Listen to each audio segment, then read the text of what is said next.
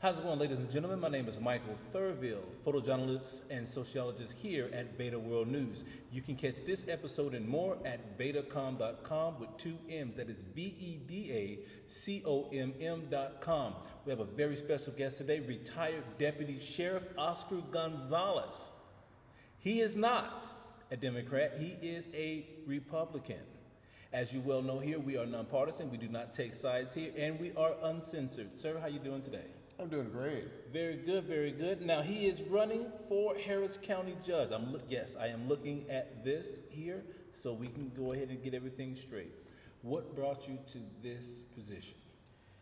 Well, I've seen what these politicians are doing to our home, and, you know, it's something that I think that I have the experience and training to go ahead and tackle for the people.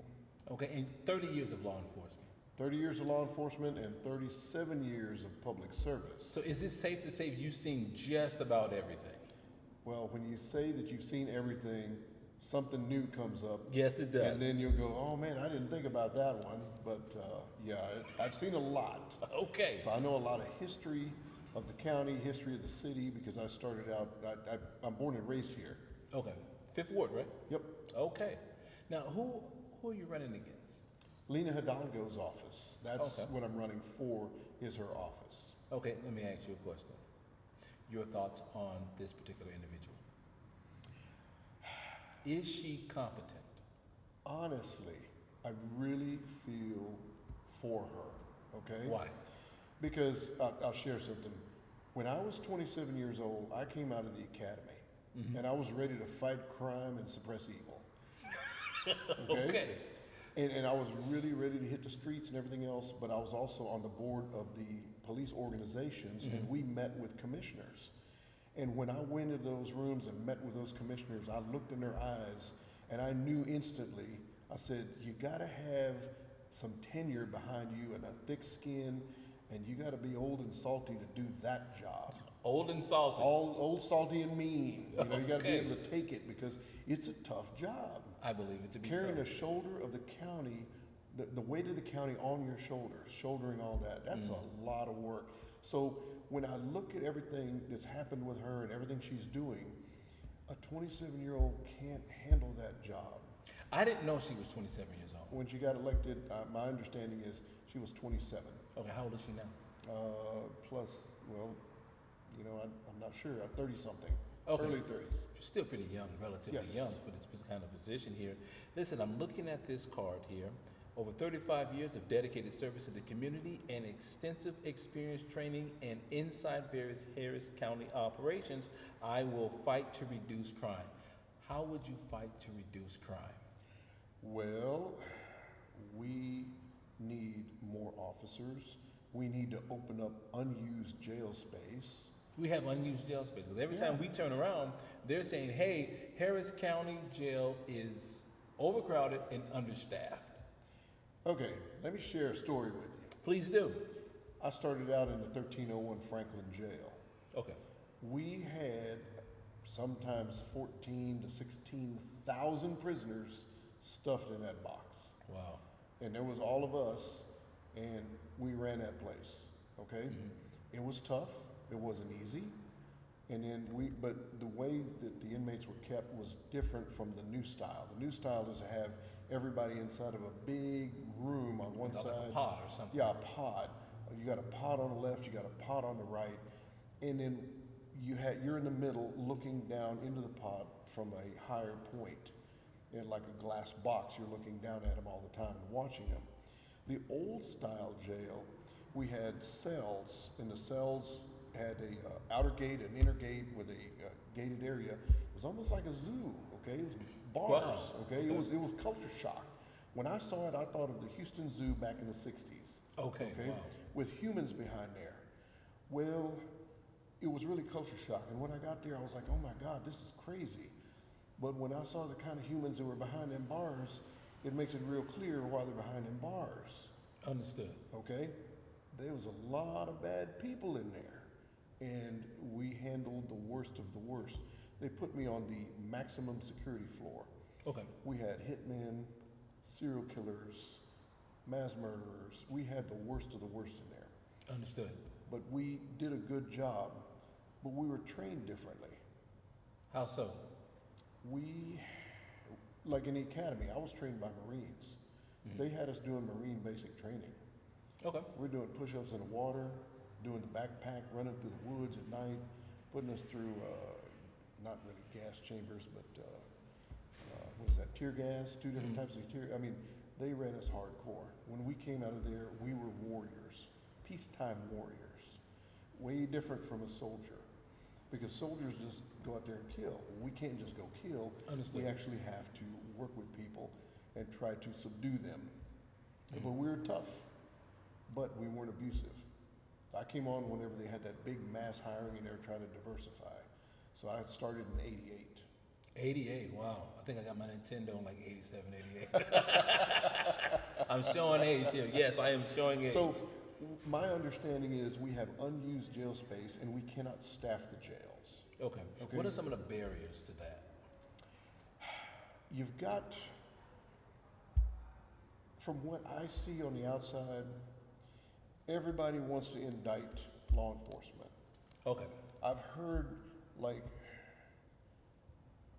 the county attorney's job is to protect the officers to a certain point. So if they get accused of something, the county attorney is supposed to step up and protect them up until indictment. So instead, the county attorney is not out to protect the employees.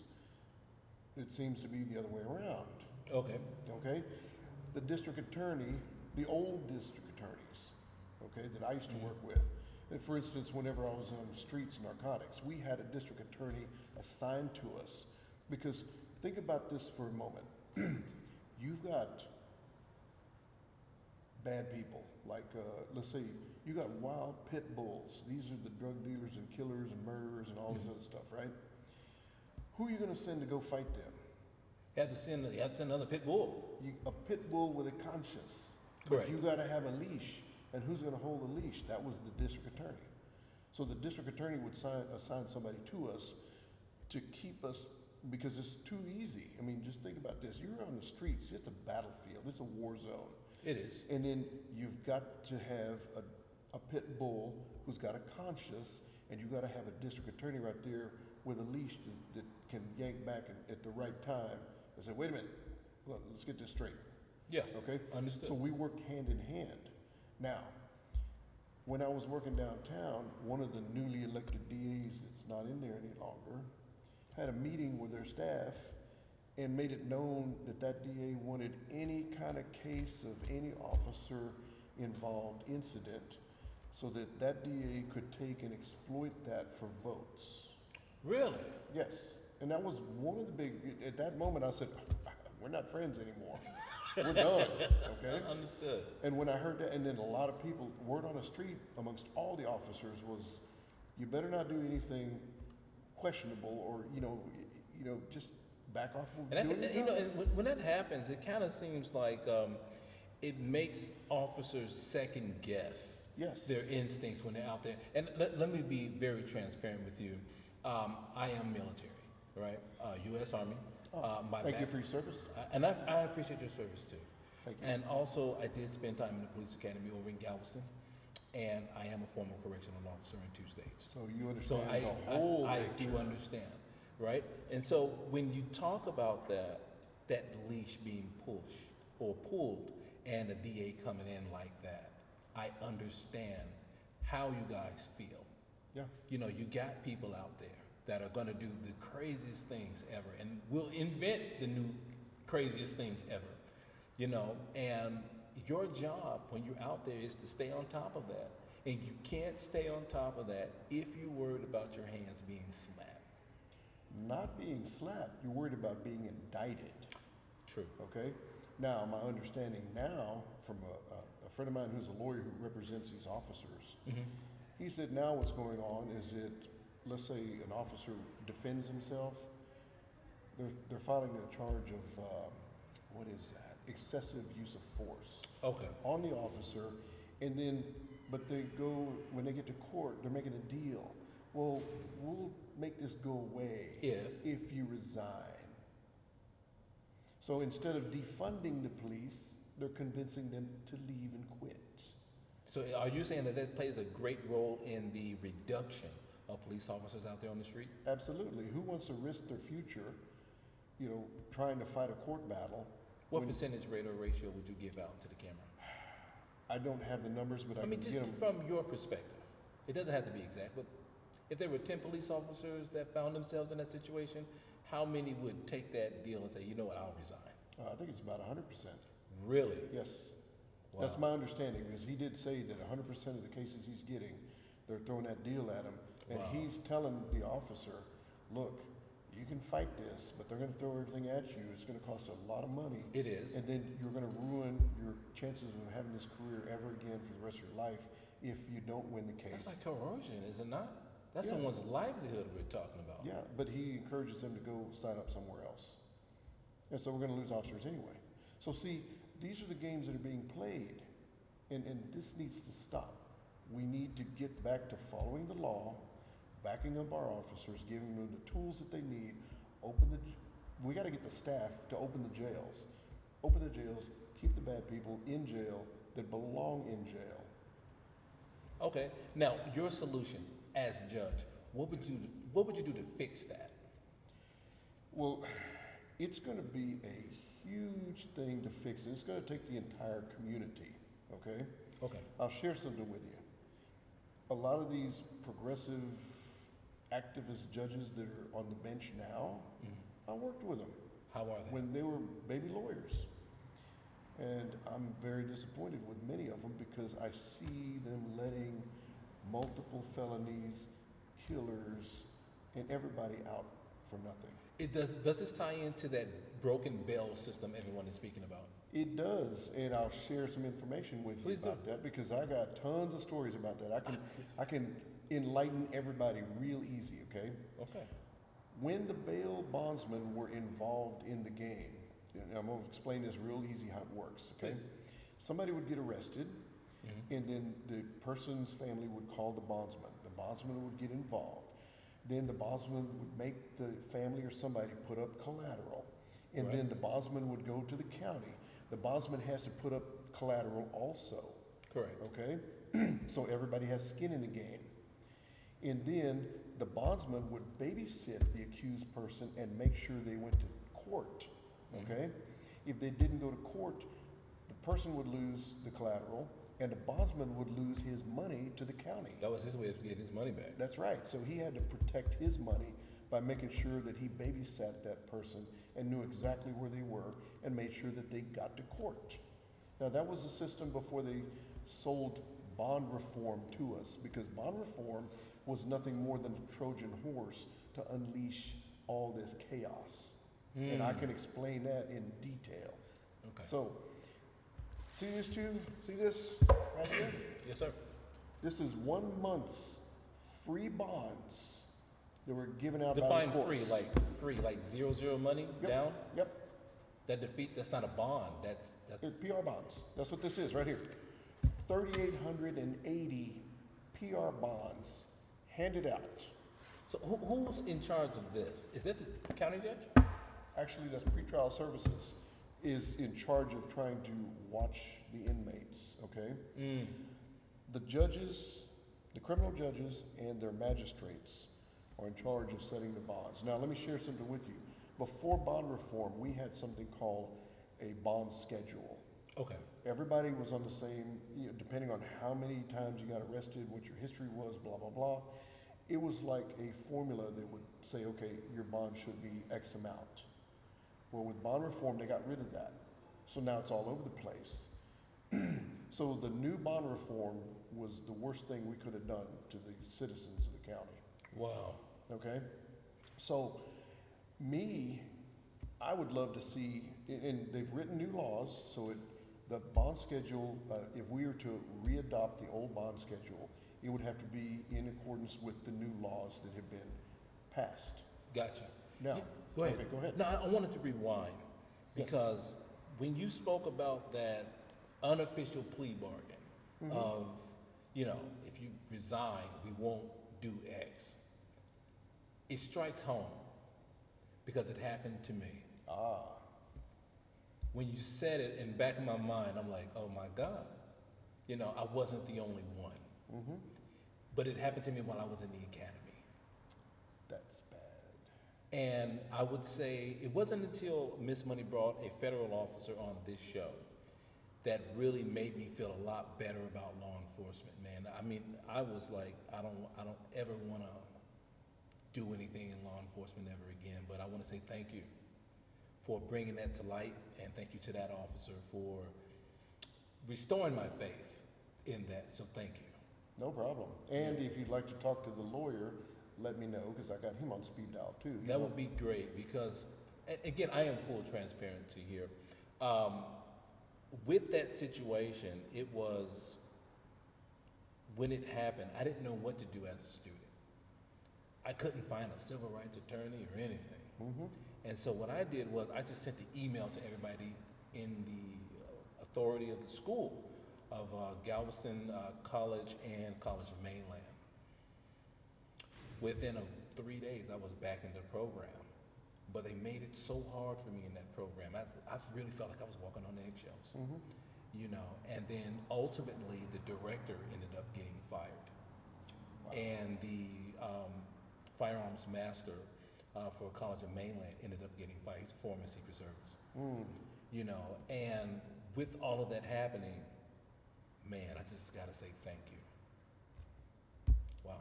You know, and those are some of the battles we fight, and that's why it's really important. If you have an officer that's watching this, or you have an academy person or somebody who's going to go into an academy, make sure that they join their police union association, whatever they have, that has legal coverage. They never told anybody about that. Well, I do. And Okay. so you need to have legal coverage big time as an officer. And so, Okay. or a trainee or anything else. And the lines are really blurred. I mean, they don't want me as an officer anymore because I'm a dinosaur. That feels like we need dinosaurs. I don't care what anybody say. We love dinosaurs. Have you ever seen that movie, Demolition Man? Yes. Okay. I feel like him in that movie. I can because understand that, man. I like, you know, back in the day, you had to send a crazy person to go Go catch get a a crazy person. Okay? Mm-hmm. And now their hands are so tied, they can't do what we do, or what we did. I mean, and I'm going to be honest, we were tough, we were mean, but we were not abusive. But you were effective. Yes, very effective. And, you know, once the cuffs were on, we're good. But, you know, people with cuffs on can still hurt you. Yes.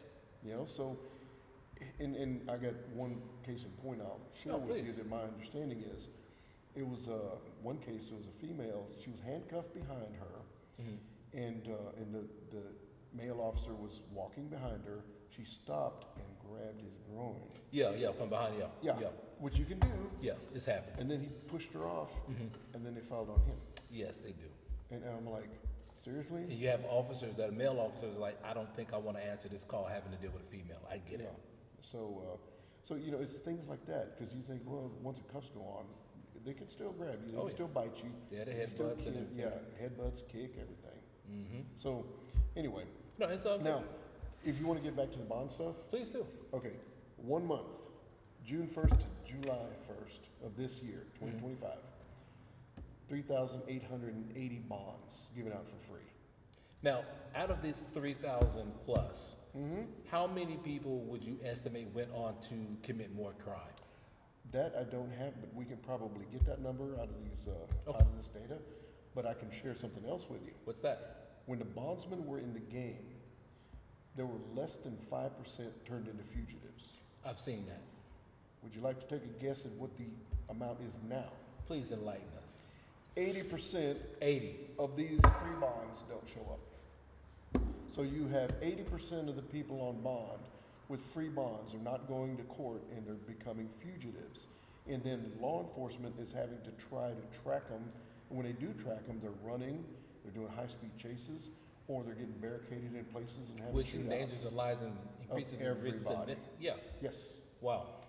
it's a bad deal. How would you tackle that if you got in office today?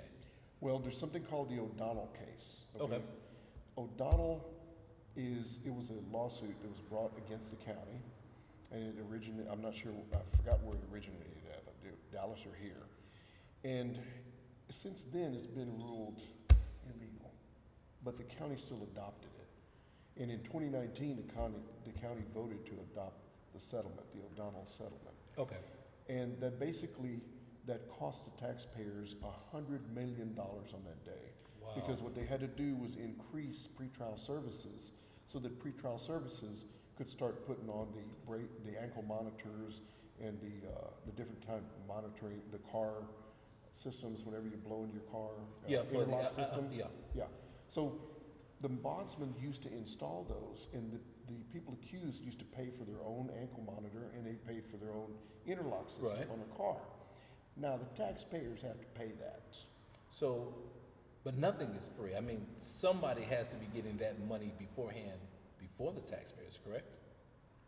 No, I mean, now that they've gotten the bondsman out of the equation, the taxpayers, pretrial services is the ones that are having to pay for the ankle monitors, Wow. having to pay for the interlocks and everything else. It's expensive, and it's taxpayer money funding all of it. We could save $100 million, a little over, because their budget used to be $9 million a year for pretrial services.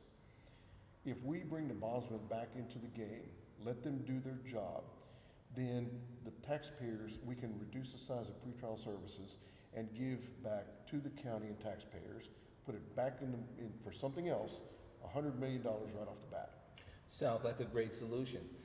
On this plugger, you says, fight to lower taxes. How would you do that?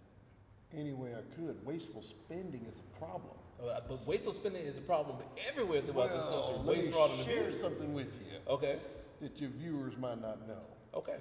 Since this wave of these people we have in office now, I can give one example right off the bat.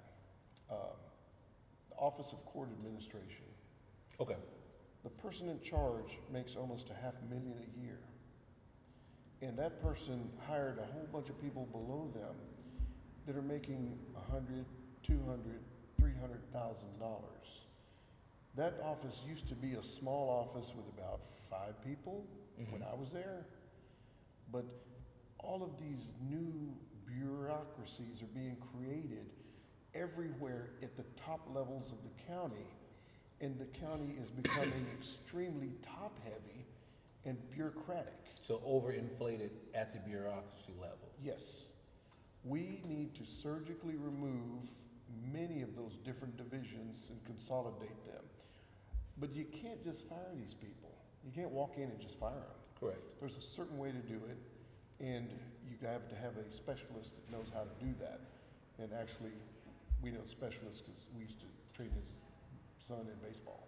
Really? Yeah, he's a buddy of ours. Okay. And he's done it for other elected officials. Because I'm glad you said that, because you have lower taxes and fight wasteful spending right under, next to each other on this one. So that's all I pretty know good. how to do is fight. I've been fighting since I come out of 5th Ward, okay? Okay. And so I've been fighting all my life. So this okay. is just another fight. This another So- fight. So fighting to lower taxes, we stop the wasteful spending.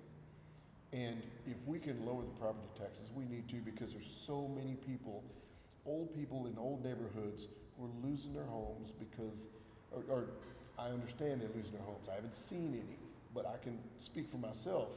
I look at the amount of taxes they charge me and I'm like, good Lord, if I didn't have what I have coming in, Wow. I wouldn't be able to stay where I'm at. Really? Yeah.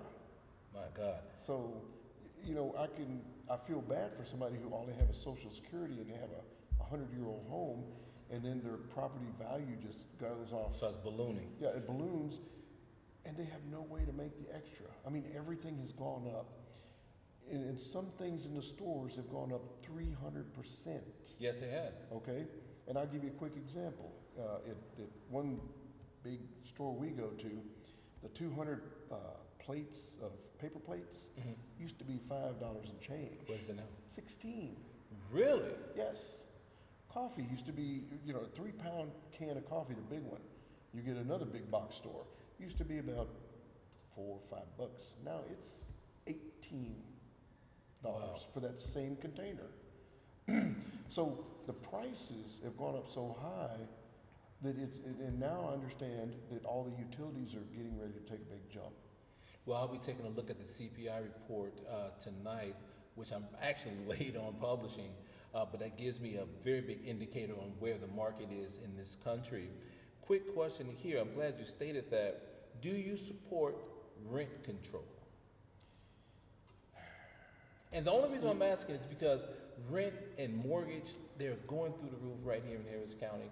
A lot of people are complaining about it. A lot of people are losing their homes and apartments to it. Yes. Here's what we need to look at. Okay. Controlling what a landlord makes is kind of hard. That's like interfering with private business. Okay. Kind of hard. But we need to develop and do it for real. This low-income housing and this affordable places to rent where people who work regular jobs, because you got to have people that do in the service business, service industries, they got to have a place to live. They can't live in another county and drive in every day. Sure. That's ludicrous. Yeah, exactly. Thank you for the word. It is ludicrous. So you have to have places where they can live and actually afford. So my understanding is that the city and county have built different places where it's supposed to be, and they have just like maybe 5 units that are affordable, and the rest of them are top dollar, and they're getting tax breaks. Really? Have you hadn't seen that report? No, I have not. Oh, yeah. Thank you for the enlightenment. Yeah, just dig into it a little bit, you'll find it. All these projects, they're supposed to have so much set aside for lower income housing. So let's say they got 20 units, they'll say we'll do 5. Right. No, these are units that'll have like 100. They're supposed to set aside like 20%, and they'll set outside like 2 or 3, and then the rest of them will be through the roof.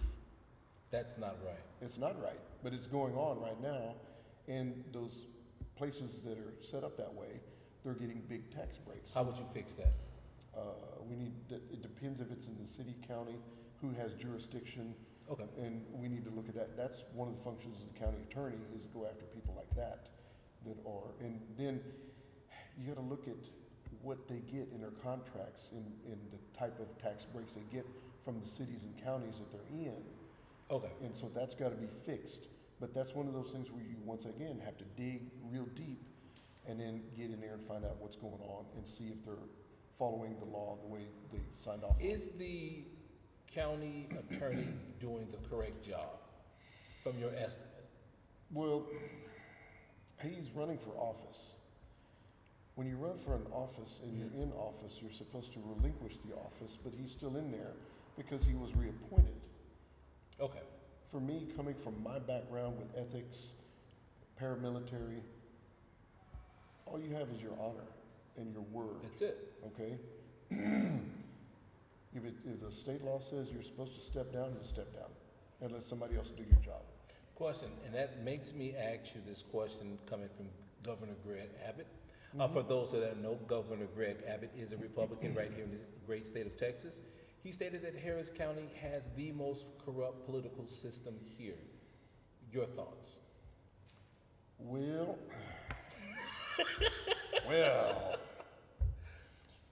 Is it corrupt? I think we need a good cleansing of the house. Really? Yes. How so? In what ways? There's so much. The contracts, the deals to friends, all that kind of stuff.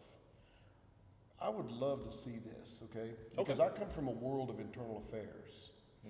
I would love to see a special unit that has subpoena authority, that answers to the district attorney, and the district attorney's compromised, they answer to the attorney general of the state, and if that one's compromised, they answer to the Department of Justice and the FBI. Okay, they can. I don't think they're going to like that too much. They're not going to like that, but you know what? What's good for the goose is good for the gander. True. If you have to live by the law, then So should they. they should also. Everybody needs to follow the law, okay? And so I would love to see that, because my understanding when I was told this, and I have somebody online that I could talk to, is that there used to be in the county attorney's office, and he might have got it wrong, but he did say in the county attorney's office they used to have the public integrity division, and it was disbanded. Now, Why? well, do you want anybody watching over your shoulder? Have you got something that you ain't gonna, that you know is not right? Understood. Okay, but don't, you know, I don't know that for a fact. I'm just going on what I was told, and the Understood. person had all the documents and is ready to help fire up a new division like that. So, Switching gears to Yes. improving infrastructure. Storms come through, knock telephone poles down. Trees are growing over the fences right here in Harris County, oftentimes into the street. Like when I go drive into Rice University, although they look very beautiful, these tree branches, they're coming into the street. They're covering the light posts. And oftentimes they're leaning on the electric lines themselves. How would you fix Houston's infrastructure problems? well, I'm glad you asked that one. I was at an event last Tuesday, Really? and the CEO of Centerpoint was there, And what did he say? and he explained everything in great detail. Okay. They are installing those fiberglass poles that are, Yeah, the ones that they say that look ugly, they really didn't want. I Right. know what you're talking about, yes. they're installing, and I forgot, he's got the breakdown. I didn't bring it with me because I know we're going to touch on that, but Oh, it's okay. he was very comprehensive in all the things they were talking about doing. Okay. They're currently, and I forgot the amount that they have trimmed a lot of those trees. Okay. What they're doing is that they're going and trimming the trees on both sides where the lines are. Okay, so he's trimming those on both sides, but the owners of the trees won't trim the trees, and the trees keep growing, so they have to keep going over. But they go through there one time, and then they keep moving on to other areas that need it. Shouldn't businesses and residential owners of homes whose trees have overgrown, shouldn't they not be fined as an incentive to keep their trees and different things like that in order? Well, that takes legislation. That has to go to the So state. no one has passed legislation to say, hey, listen, we need some zoning laws here. Well, that might come around. I haven't seen it yet, but Okay. that might come around. So, and I can cover more. What they're trying to do is they're trying to bring the lines underground. So they're Okay. starting to bring the lines underground. That way you don't have the problem with the poles up in That's the a air. lot of land that's gonna have to be tracked for that here in Houston. Absolutely. 670 square miles, I believe. That's a Yeah, lot. well, I forgot, it was like 1,000,000 miles of lines or something like that. Oh, Lord, have So mercy. it's a lot. It's a huge undertaking, but they're committed to go out there and try to bring the lines. The new construction areas, they have the lines they're putting underground right off the bat. The old areas are the ones that need to have that service done, and they're going at it as much as they can. Okay. And then the transmission lines is another thing they talked about. All right, what's going on there? They're trying to put those underground too, so you don't have those big giant towers. But those lines are really big, They are. and they take a lot to bury those. So the areas where you see those big giant towers, in the future, in the old areas, they're trying to put those underground. So they're trying to bring it all underground. Okay, gentrification, Yes, especially in Fifth Ward. I'm very well aware of that one. What are your thoughts, perspectives on that? Well, I see what happens. You've got older folks in homes, and they're not going to leave. Like, I'm not going to leave my home. You shouldn't. You earned Okay? it. And that's why we need to look at the tax, the reduction of taxes and elimination of some taxes for these folks. Okay? Because some of them, they have nobody else. It's just them. And see, I would love to see a program, and this is getting off of the tax No, part. it's okay. but I would love to put together a volunteer program getting partners like Lowe's and Home Depot, and in getting them involved and going through and getting different areas to go and help these people fix their homes, bring them up to code, get them an air conditioner or heater, whatever they need, and make them livable, because I've seen it. Okay. And it's everywhere. And the issue of the cancer cluster. Like, how would you tackle that? Well, I'm from that area. Indeed, you are. And so a bunch of my family is too. And that's going to be a tough one, because I grew up smelling creosote, okay? Okay.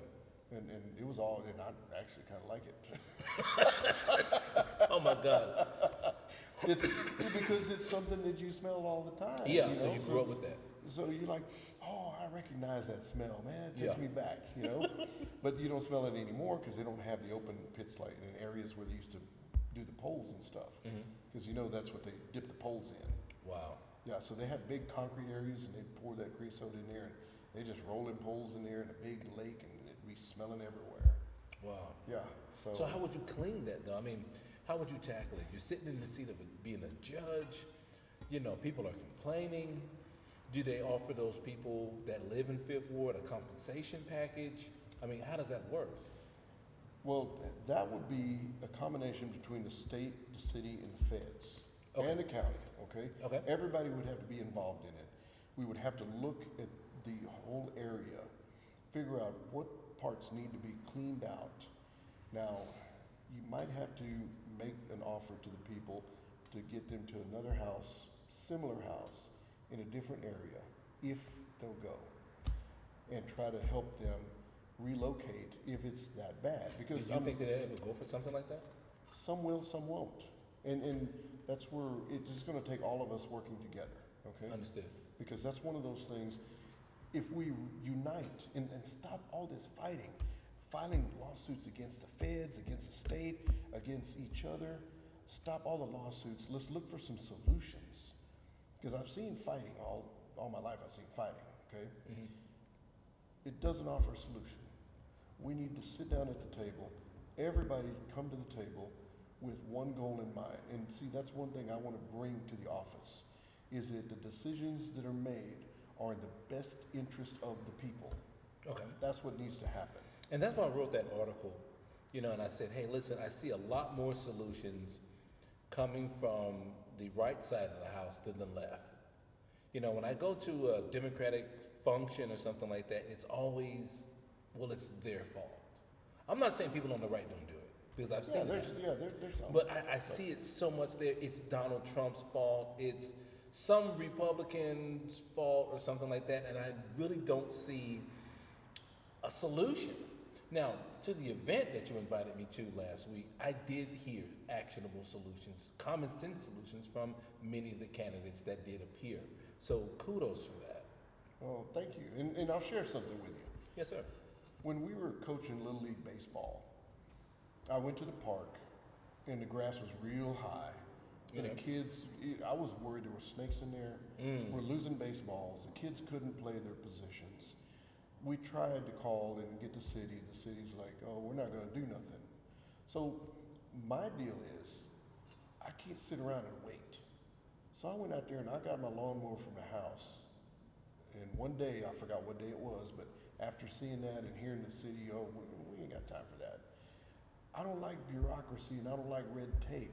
So I took it upon myself and I went out there and cut the grass. Responsible citizen. Yeah, and I found all the baseballs. I had one lady come up to me and said, why are you cutting the grass? I said, for the kids. Well, the city's supposed to cut the grass. I said, yeah, but the city's busy. Not doing it. And so I'm taking it upon myself to help. Yeah.